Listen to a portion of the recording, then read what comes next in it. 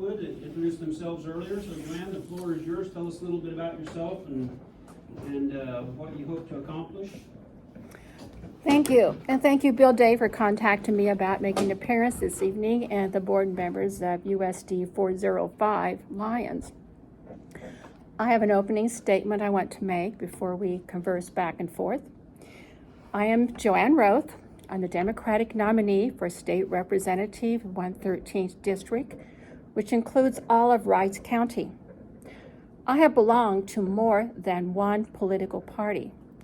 In 1996, I was a Republican and attended the National Republican Convention in San Diego as an alternate delegate for Robert Dole, Bob Dole as we all know him, when he was nominated for president. I remember Bob Dole's acceptance speech, which included him saying, quote, "I do not need the presidency to make or refresh my soul.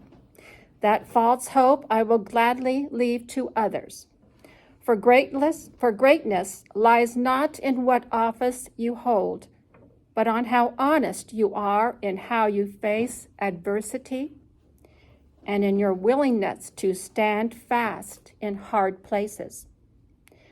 But if there's anyone who has mistakenly attached themselves to our party in the belief that we are not open to citizens of every race and religion, then let me remind you, tonight this hall belongs to the party of Lincoln.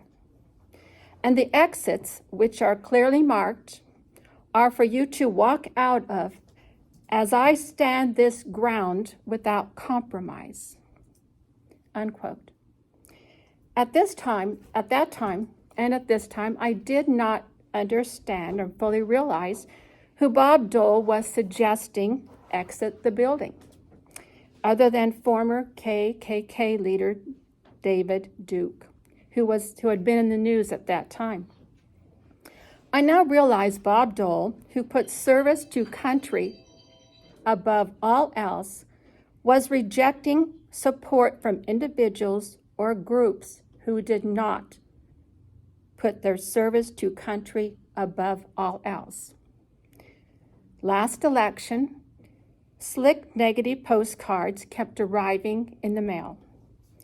Then came January 6, 2021, storming of our national Capitol building.